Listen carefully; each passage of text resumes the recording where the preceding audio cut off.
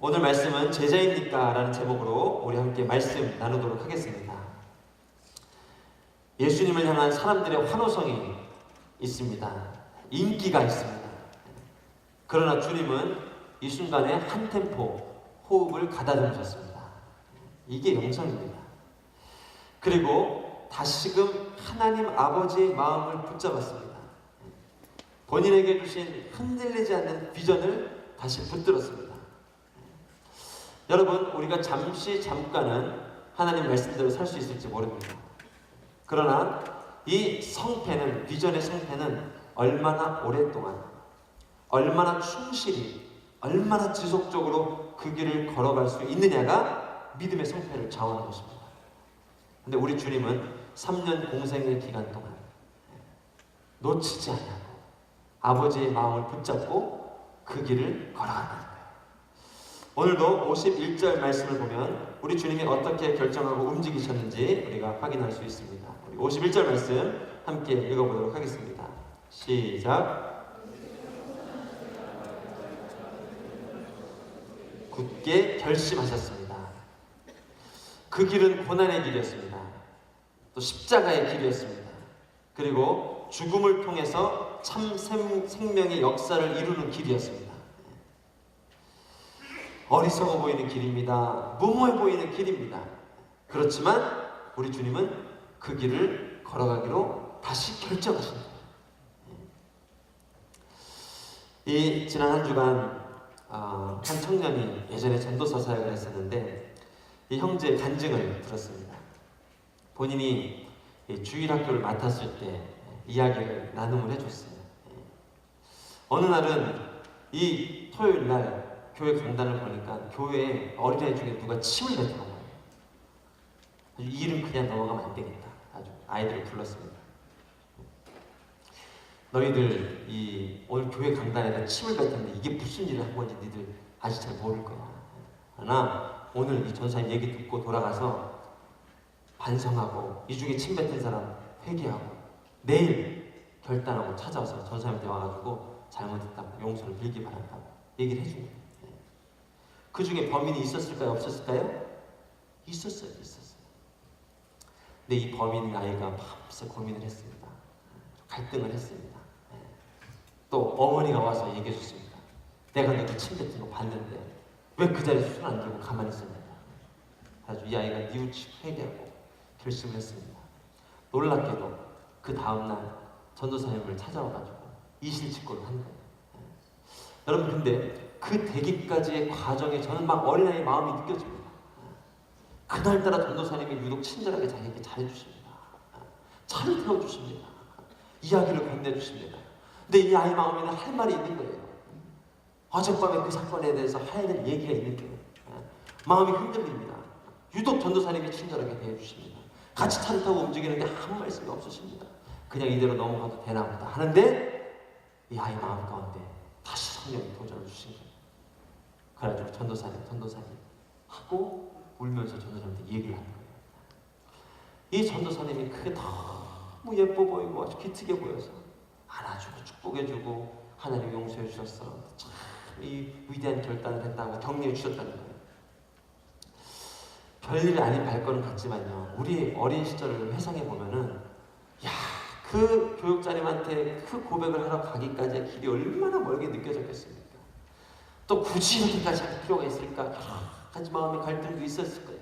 그러나 용기를 내서 주님이 내주신 마음, 도전을 붙잡고 그 고백을 했을 때 하나님께서 새 마음과 새 은혜를 부어주셨다는 거예요.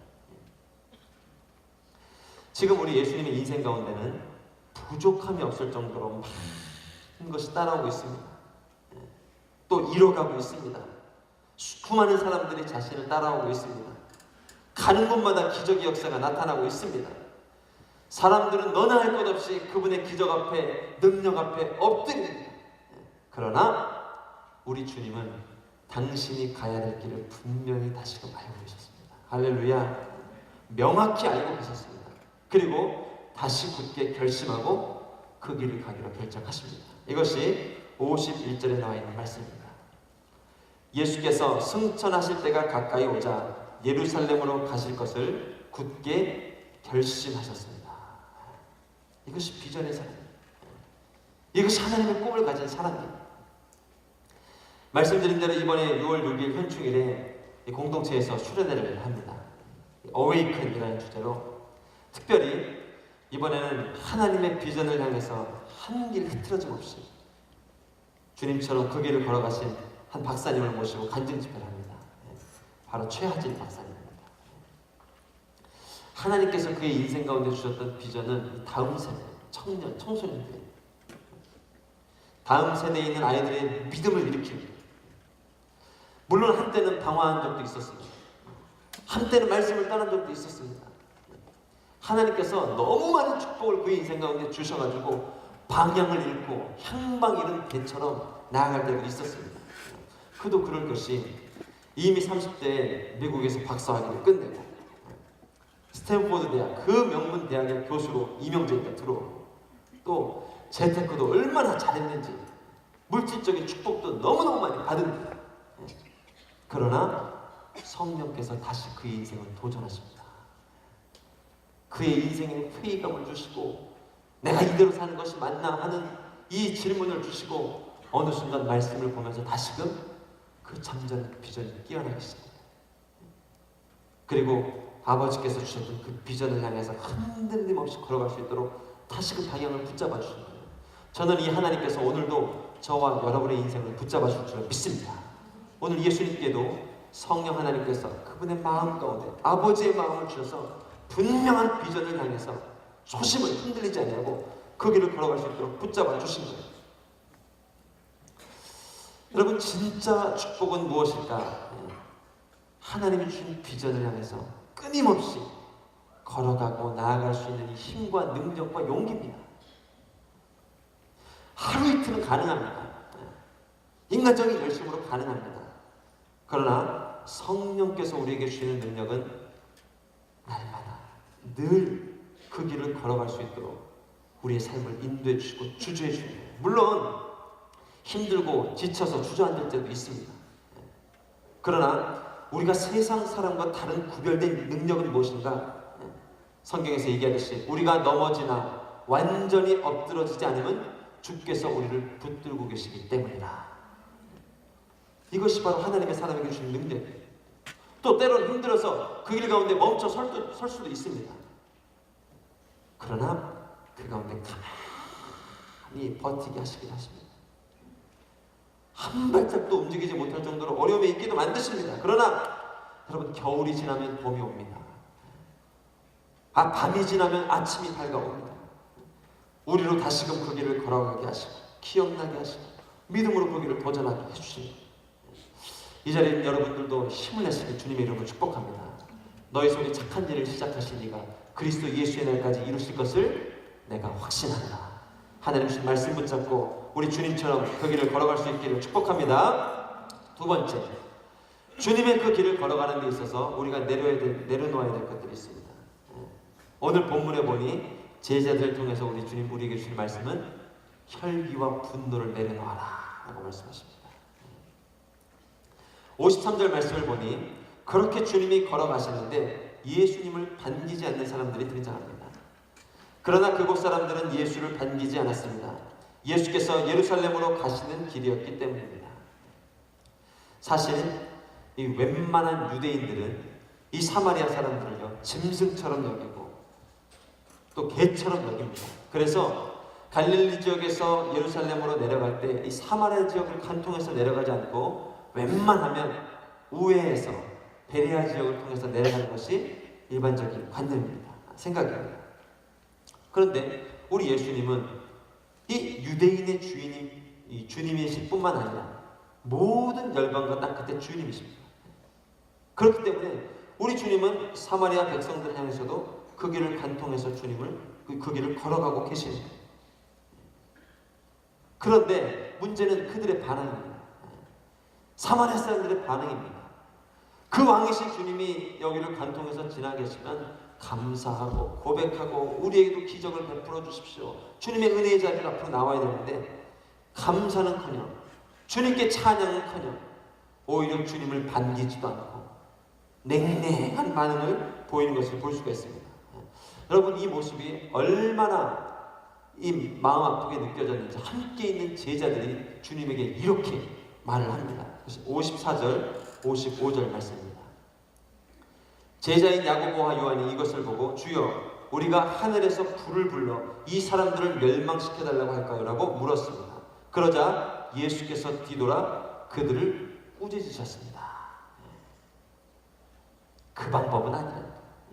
그들의 분노와 혈기는 아니라는 거예요. 주님이 그건 아니라고 단호하게 말씀을 하십니다. 여러분, 우리가 가지고 있는 이 연약함은 무엇인가? 선한 의도로 시작합니다. 사랑하는 마음으로 시작을 합니다.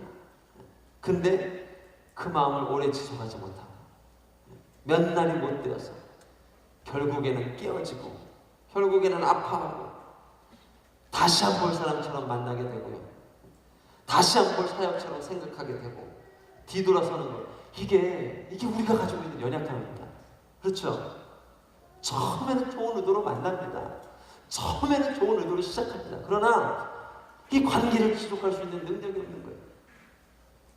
오히려 차라리 만나지 말 것을, 차라리 그 일을 하지 말 것을, 차라리 도와주지 말 것을 그랬는데 괜히 도와준다고, 괜히 선심 쓴다고 했다가 이제는 원수지간이 돼버리고요.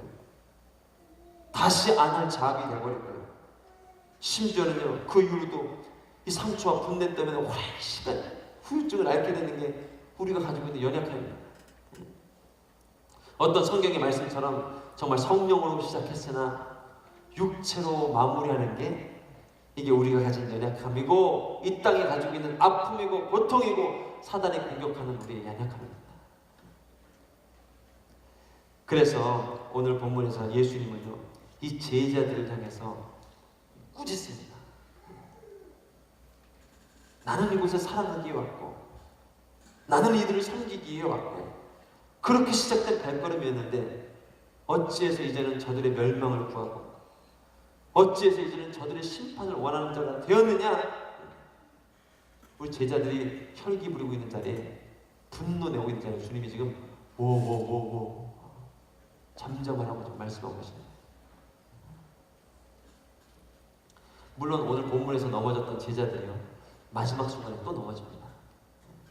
주님께서 잡히시던 밤에 이 베드로는요, 이 분노와 혈기를 잠재우지 못하고 그의 칼을 빼냅니다. 그리고 예수님을 지키겠다고 막 칼부림을 합니다. 결국에 쫓아왔던 종의 한 사람이 귀가 잘려나가죠. 그때도 주님이 책망하십니다. 야, 그걸로는 안 돼. 그걸로는 하나님의 선을, 하나님의 비전을 이룰 수가 없어. 그 와중에도요, 우리 주님이 제자 베드로를 꾸짖습니다. 정말 주님은 그 방법은 아니라고 생각하신 거예요. 이해되시죠? 어지간하면 봐줄 만도 하죠. 얼마나 나를 사랑하면 그럴까. 근데 이건 아니라고 생각하는 거예요. 그래서 그 순간에 주님은 야, 이건 아니야. 제자를 꾸짖고 그리고 잡혀가십니다. 그래서 여러분, 이 청년일 때 주님께서 우리 가운데 만지시기 원하는 부분이 바로 그 부분입니다. 혈기, 상처, 분노의 자리를 주님이 아주 깨끗이 치유하기 원하십니다. 보세요. 베드로는요, 상대가 약하든 강하든 혈기를 부립니다. 그렇죠? 근데 주님은 상대가 강하든 약하든 기다리고 심지가 흔들리지 않습니다. 어쨌든 혈기 부린다는 건 가볍다는 거예요. 어쨌든 승질을 부린다는 건요, 우리 영혼이 가볍다는 거죠. 가볍다는 거예요. 정말 무게감이 있는 그리스도인이 돼야 됩니다. 방법은 하나입니다. 왜 나는 이렇게 쉽게 흥분할까? 왜 나는 이렇게 쉽게 요동할까? 말씀이 내 마음을 붙잡지 못하기 때문에 그렇습니다. 분노하는 마음, 들뜬 마음, 걱정하는 마음, 말씀이 나를 잡아줘야 되는데 말씀이 나를 잡아주지 못하니까요, 마음 내키는 대로 믿고 기분 내키는 대로 움직이고 흔들리게 되는 거예요. 그러나 그래서는 하나님의 비전을 이룰 수가 없다는 거예요. 이 한국교회에 90년대 이후 2000년대 들어서면서 아주 내적 치유가 엄청난 인기입니다. 정말 주님께서 이 바람을 일으키십니다. 지금은 좀 많이 잠잠해졌죠. 생각해봅니다. 왜 이렇게 한국교회는 이 내적 치유를 그냥 불처럼 바람처럼 번지게 하셨을까, 하나님께서. 우리에게 주신 하나님의 가르침이 있는 것 같아요. 열정만으로는 안 된다. 감성만으로도 안 된다. 너의 분노, 너의 혈기, 너의 상처를 내가 다스리고, 내가 살려주고, 내가 회복시켜줘야 이 한국교회는 열방과 땅끝을 새롭게 할 수 있는 하나님의 사람이 될 수 있는 거야. 이 메시지를 주시는 거예요. 할렐루야. 반드시 치유시켜 주십니다. 하나님은요, 정말 이 부분을 집요하게 만드시는 거예요. 자주 느낍니다. 자주 느낍니다. 주변 동료들, 목회자들, 지인들, 선배님들 간증 들어보면요, 어떤 경우는 막 5년, 어떤 경우는 10년. 가끔은 이 주님의 비전이 열방이 아니라 내 감정 치유하는 게, 내 이 인생 치유하는 게 주님의 비전이라 싶을 정도로 그냥 집요하게 그 부분을 만지시고 추적하시고 막 하시는 걸 느낄 수 있어요. 한 20년 추적당하면 여러분 절망이 느껴지죠. 절망할 것도 없어요. 성경에 40년 기다린 사람이 있습니다. 40년. 모세입니다. 모세는 비전을 일찌감치 받았습니다. 이 나라 이 백성을 구해야 되겠다는 비전을 이미 나이 40에 받았다고요. 그래가지고 이 싸우고 있는 백성들하고 이 원망하는 사람들을 혈기로 죽일 정도로 아주 혈기왕성한 사람이었다. 그런데 그 주님이 야, 너 그걸로는 안 돼. 40년을 강의해 주십니다. 40년. 집요하게 그 인생을 붙잡으십니다. 상처로, 분노로, 혈기로 주님의 나라를 이룰 수 없기 때문에 그래요. 할렐루야. 집요하게 우리 주님이 당신을 만지십니다. 우리가 할 수 있는 것은 무엇인가? 그저 끊임없이 주님 앞에 내어드리는 거예요. 여러분 예배의 자리에 부지런히 나오십시오. 특별히 이 아침에 새벽 예배 주님 앞에 여러분의 영혼을 내어드리세요. 고민과 염려와 근심 다 내려놓고 이 예배의 자리에, 이 말씀의 자리에 내 영혼을 자꾸 들이미세요. 여러분, 이 환자가 이 질병 앞에서 할 수 있는 것은 아무것도 없습니다. 본인이 이거를 뭐 칼로 째서 뭐 고치겠습니까?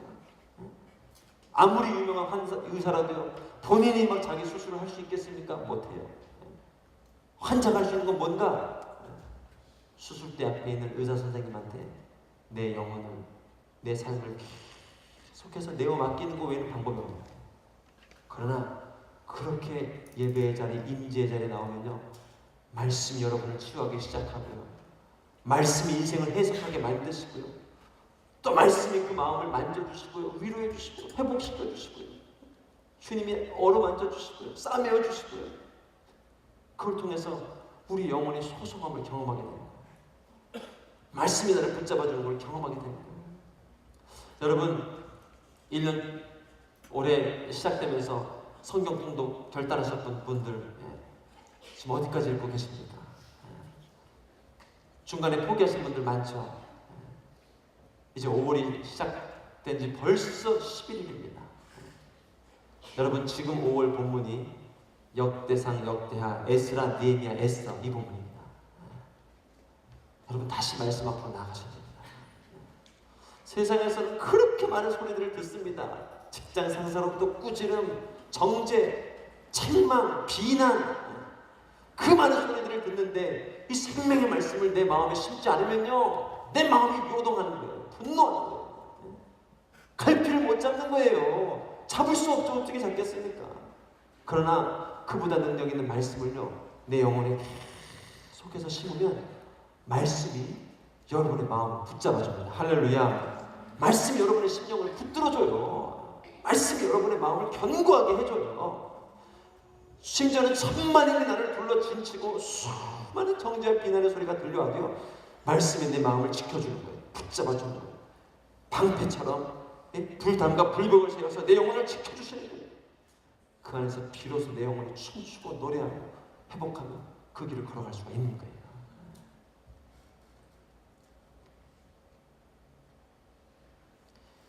제자들을 향해서 주님 말씀하십니다. 너희들 그런 방법은 안 된다. 그 일로는 하나님의 선을 이룰 수 없다. 하나님의 사랑을 이룰 수 없다. 그러면 주님이 선택하신 방법은 먼저 하세요.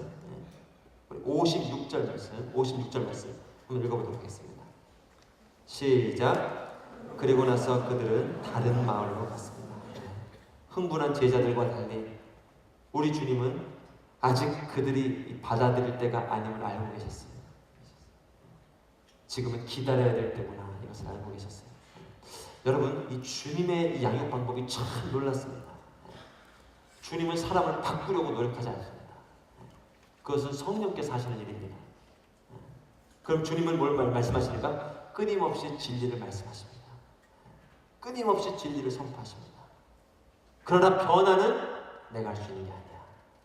예수님도 그렇게 인정하셨어요. 여러분, 이 중에 혹시 누군가 막 바꾸려고 노력하시는 분들이 있다면 빨리 포기하세요. 주님도 못하신 걸 어떻게 당신이 하겠습니까? 그러나 당신은 끊임없이 진리를 얘기해 줄 수 있는 거예요. 그러나 변화는 누가 하십니까? 성령께서 오셔야 하는 거예요. 주님은 아직 사마리아가 때가 안 됐음을 아셨습니다. 그러나 주님은 그곳으로 가셨어요. 그러나 여전히 그들이 반기지 않았어요. 그러자 주님은 다시 또 기다리십니다. 왜요? 성령이 오시면 너희가 권능을 받고 예루살렘과 사마리아와 그때가 되면 이 땅에 변화가 일어나는 거예요. 주님 그걸 기대하십니다. 그리고 주님은 기다리십니다. 아무리 좋은 음식이라도 억지로 먹일 수 없습니다. 그러면 체합니다. 아무리 좋은 교육이라도 억지로 받게 할 수 없습니다. 본인의 결정이 필요합니다. 아무리 좋은 말씀도 억지로 듣게 할 수는 없습니다. 본인이 깨어나야 합니다. 믿음도 마찬가지고 구원도 마찬가지입니다. 아무리 좋은 복음, 아무리 좋은 말씀이라도 그가 그것을 원하지 않고 그가 그것을 목말라하지 않는 한 만물의 창조주 되신 주님도 기다림 외에는 더 이상 할 수 있는 게 없는 거예요. 더 이상 베풀 수가 없는 거예요. 그래서 주님은 그들을 또 기다리기로 작정하십니다. 여러분, 믿음이 있는 사람은 절대로 혈기 부리지 않습니다. 할렐루야. 믿음이 있는 사람은 분노하지 않습니다. 기다립니다. 하나님을 신뢰하기 때문입니다.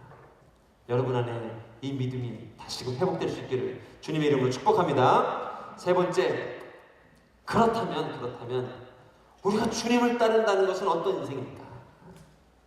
첫 번째, 머리 둘 곳도 없는 인생이라고 주님 말씀하십니다. 그리고 57절, 58절 말씀 함께 읽어보겠습니다. 시작.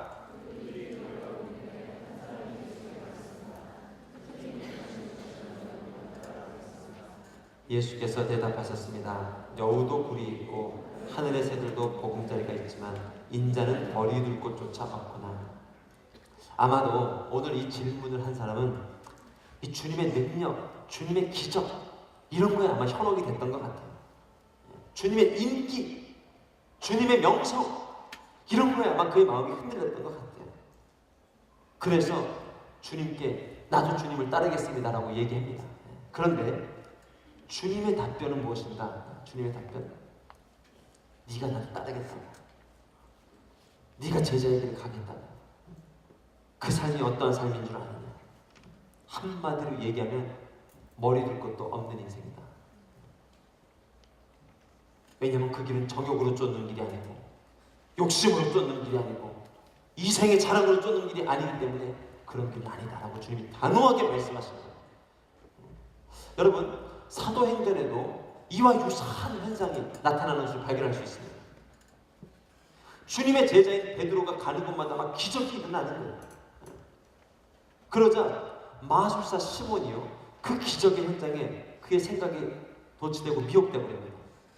본문을 살펴보면 이 마술사 시몬은 불과 얼마 전에 빌립으로부터 세례를 받은 인생이었습니다. 예수님을 믿기로 결정한 인생이었어요. 그런데 이 기적을 보고 이 물질을 보고 이것들을 보면서 그의 생각이 갑자기 또 미혹되기 시작한 거예요. 그리고 베드로에게 와서 요청하기 시작한 거예요. 그런 능력을 내게도 주십시오. 나도 그런 능력 갖게 해주세요. 나도 그런 영광 누리게 해주세요. 라고 얘기했던 거예요. 그러자 베드로가 이 마술사 시몬에게 무엇이라고 얘기하는가 아주 단호하게 얘기해요. 돈으로, 물질로 하나님의 영광을 사려고, 성령의 능력을 사려고 한 너는 돈으로 망할지어다. 이렇게 저주해버리십니다. 아주 이 마술사 시몬이 잘못했다고 하니까 혹시 회개하면 주님 용서해 줄지도 모르겠다라고 얘기합니다. 그 길은 아니라는 거예요. 그 길은 아니라는 거예요. 오늘 주님께서 그런 마음으로 쫓아오는 사람들에 대해서 단호하게 얘기하시는 거예요. 질문한 자의 의도를 명확하게 알고 있었어요. 여러분, 세상과 주님을 함께 섬길 수 없습니다. 저는 이 자리에는 그런 분들 없는 줄로 믿습니다. 이 자리에는 그런 분들 없는 분들. 근데 어떤 분들 보면 밤새워 술 마시고요, 밤새워 쾌락에 빠져 있다가 습관처럼 주일이면 나옵니다. 습관처럼. 어렸을 때부터 나왔기 때문에. 그렇게 교회 나온 분들 혹시 계십니까? 여러분, 이런 분들 특징이 있습니다. 시간이 지날수록 짜증과 불평과 원망이 올라옵니다. 목사님 설교가 조금만 길어지면 막 이 짜증이 막 올라옵니다. 대표 기도가 길어지면 막 이미 마음으로 살인이 일어납니다. 정말 그래요. 왜 그럴까요? 하나님과 세상을 겸하여 섬기려고 하기 때문에 안 되는 거예요. 여러분들은 점점 예배 시간도 짧아져요. 이전에는 시작 때 왔다가, 이전에는 말씀 시간에 왔다가, 이제는 축도만 받고 나가기도 합니다. 왜? 세상과 하나님의 능력을 다 붙잡으려고 하니까 이것도 조금도 안 되는 거예요. 혹시 이 중에 이미 돈도 많이 있어요. 이미 명예도 많이 있어요. 이미 좋은 집도 있어요. 근데 더 많이 갖고 싶어가지고 이 자리에 오신 분들이 있다면 주님 말씀하시는 거예요. 넌 아니야. 그건 아니야. 라고 얘기하시는 거예요. 그렇게는 주님을 만날 수가 없어. 라고 얘기하시는 거예요. 너무 없어서 문제죠, 우리는. 당신은 주님을 만날 수 있습니다. 절대로 만날 수 있어요. 근데 이 중에 많이 있고, 많이 누리고 있고, 건강도, 물질도, 명예도, 인기도 했는데 더 많은 것, 더 많은 능력, 더 많은 기적 원해서 온다면 주님은 만날 수 없다는 거예요. 만날 수 없다. 그래서 주님은 오늘 이 사람에게 이렇게 얘기한 겁니다. 여우도 뿔이 있고 하늘의 새도 보금자리가 있지만 인자는 머리도 있고 조차없다. 그래도 네가 나를 따라오면 그럼 떨어져 나가는 거예요. 그렇게는 주님을 만날 수 없다는 거예요. 하나님과 세상을 겸해서 섬길 수 없습니다. 주님은 말씀하십니다. 세상의 것을 내려놓고 내가 준 것을 받아들여라. 그제야 비로소 행복이 시작되는 거예요. 여러분, 제자들은 이걸 알았어요. 그래서 가진 것을 버리고 주님을 쫓아갈 수 있었던 거예요. 주님은 그들을 축복하셨어요. 칭찬하셨어요. 내가 너를 사람을 낳는 어부가 되게 한다. 물론 이 제자들이 그릇된 길을 갈 때는 단호하게 말씀하십니다. 주님 보호자 우편에 좌편에 우리가 앉게 해주십시오. 세상의 정욕을 구하자 주님이 단호하게 말씀하십니다. 너는 내 길을 걸어갈 수 없다. 너는 내가 마시는 잔을 너는 마실 수 없다. 네가 안다면 그렇게 얘기하지 않았을 거야 라고 단호하게 얘기하시는 거예요. 주님을 따른다는 건 무엇인가? 세상도 붙잡고 하나님도 붙잡는 게 아닙니다. 오직 주님의 말씀을 붙잡고 나가는 인생입니다. 그러한 저와 여러분 인생이 되시길 주님의 이름으로 축복합니다. 두 번째 어떤 인생인가? 뒤를 돌아보지 않는 인생입니다. 우리 59절, 60절 말씀 같이 한번 읽어보도록 하겠습니다. 시작.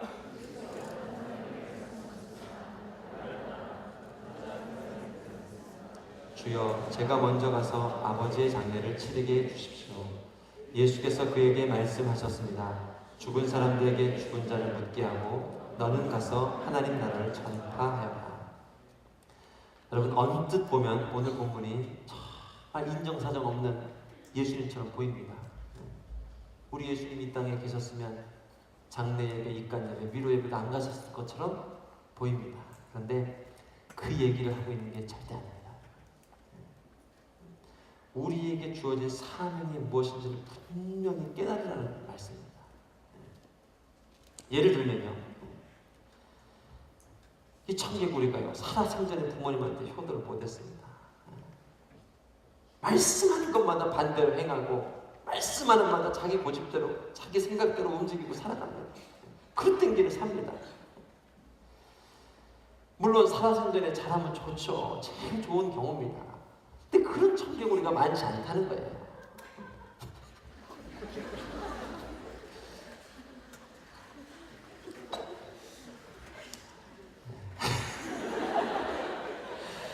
놀랐습니다.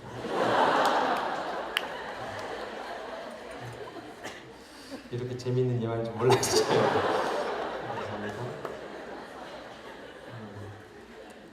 그런 청개구리가 많지 않다는 거예요. 여러분, 그렇게 못 살았으면 이제 부모님 돌아가시면 어떻게 해야 됩니까? 물가에 나와 우는 게 효도가 아니란 말이에요. 남은 여생을요 정말 하나님 보란듯이 부모님 보란듯이 열심히 살아서 이 땅의 부모님의 사랑 그거에 효도하고 갚는 게 이게 하나님 기뻐하시는 일, 우리 부모님 기뻐하시는 길이에요. 근데요 세상은 어둠은 상처는 후회는 인생을 그렇게 안 만들어요. 살아생전을 못했으니까 죽어서 그 무덤에 가서 울고 비 오는 날마다 우는 게 이게 효도라고 생각하게 만든단 말이에요. 오늘 주님 말씀은요 우리가 가져야 될 이 소명의 이 사명의 시급성에 대해서 얘기해 줍니다. 그건 뭔가 너는 하나님 나라를 전파하라, 복음을 전하라. 이것이 하나님이 주신 복음의 시급성이라는 거예요. 바꿀 수 없는 것에 얽매이지 말고 바꿀 수 있는 것에 집중하며 나가라는 거예요. 바꿀 수 없는 운명에 네가 얽매이지 말고 변화시키라. 네가 할 수 있는 그 부분에 너의 믿음을, 너의 시간을, 너의 기도를 쏟는 것이 이게 하나님 기뻐하시는 일이라는 거예요. 죽은 자의 운명은 이미 하나님 손에 달린 것이다. 그건 네가 바꿀 수 있는 게 아닙니다. 여러분 바꿀 수 없습니다. 마귀는 후회하게 합니다. 여러분 그때로 돌아간다고 다시 효도 잘할 수 있을까요? 없어요. 없어요. 어차피 우리는 죄인이에요. 그럼 어떻게 해야 되는가? 이 자리에서요 우리 마음을 새롭게 하시고 우리 마음에 세행하시는 그 주님의 말씀, 그 주님의 비전, 그 주님의 복음 안에서 눈이 열리는 것이 하나님 기뻐하시는 일, 누가 기뻐하는 일입니다. 그럼 내가 할 수 있는 일은 무엇인가? 오늘 이 주님의 사랑과 생명을 호흡이 붙어있는 모든 영혼들에게 증거하고 전하는 것입니다. 여러분 뒤를 돌아주지 않는 여러분 되시길 주님의 이름으로 축복합니다. 후회하지 않는 인생 되길 바랍니다. 우리는 앞을 향하여서 주님이 주신 표대를 향하여서 비전을 향하여서 말씀을 향하여서 끊임없이 달려나가는 인생이 하나님이 주시는 능력의 사람이라는 거예요. 그것은 육에 속한 사람들에게 맡기고 너는 하나님의 나라를 전파하라. 세 번째 질문한 사람도 비슷한 경우입니다. 61절, 62절 말씀 같이 한번 보도록 하겠습니다. 시작. 또 다른 사람이 말했습니다. 주여, 저는 주를 따르겠습니다. 하지만 제가 먼저 가서 가족들에게 작별 인사를 하게 해주십시오. 예수께서 그에게 대답하셨습니다. 누구든지 쟁기를 잡고 뒤를 돌아보는 사람은 하나님 나라에 적합하지 못하다. 오늘 이 말씀은요 인정사정 없이 살라는 말이 아닙니다. 친구하고 부모님하고 딱 인사하고 뒤도 안 돌아보고 쫙 가라 그런 얘기를 하는 게 절대 아닙니다. 그냥 쿨하게 뒤돌아보지 말고 살라는 그런 말하는 게 아닙니다. 이 질문자의 의도를 주님은 정확히 알고 계셨어요. 그 사람은요 자꾸 뒤를 돌아보는 인생이에요. 자꾸 뒤를 돌아보는 인생이에요. 짜장면을 먹기로 했으면 짜장면을 먹어야죠. 왜 자꾸 다시 짬뽕을 기억하는 거예요? 짬뽕 먹기로 했으면 짬뽕 먹어야지 왜 자꾸 짜장면이 또 맛있어 보이냐는 거예요. 특별히 하나님의 비전을 받은 백성이 왜 자꾸 이 땅의 것에 연연하고 흔들리고 마음을 빼앗기고 그러냐는 거예요. 쟁기를 잡은 자는 쟁기를 잡고 도랑을 파는 것은 너의 할 일인데 자꾸 주님의 비전을 기억하지 못하고 너의 마음이 또다시 흔들리고 뺏기고 얼마나 쉽게 우리의 마음이 뺏기는지. 여러분, 한 환자가 평생 담배를 피다가 결국 병원에 갔습니다. 엄청나게 큰 수술을 했습니다. 그러면 어떻게 됩니까? 다시는 담배를 보면 안 됩니다. 안 돼요. 자꾸 또 그걸 돌아보는 거예요. 그 맛을 기억하는 거예요. 그러면 건강을 회복할 수 없어요. 하나님 주신 참 생명의 삶을 살 수가 없어요. 이 보고 또 쟁기를 잡고 뒤로 돌아보는 사람이에요.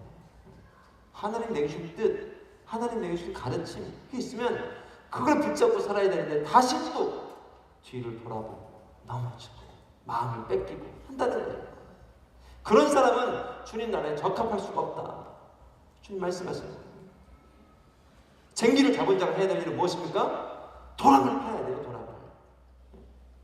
말씀을 받은 자는 어떻게 해야 됩니까? 이 말씀의 검을 들고 직장 가운데 세상 가운데 나가는 거예요.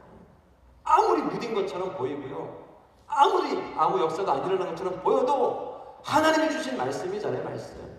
주님이 주신 말씀이면 나는 믿음으로 다시 던지는 거예요. 그런 사람을 통해서 하나님의 역사가 일어난다는 거예요. 할렐루야. 특별히 하나님 내게 주신 사명이 있어요. 사명, 소명이 있어요. 피 흘리면서 이 땅 가운데 살아내는 것이 우리의 할 일이라는 거예요.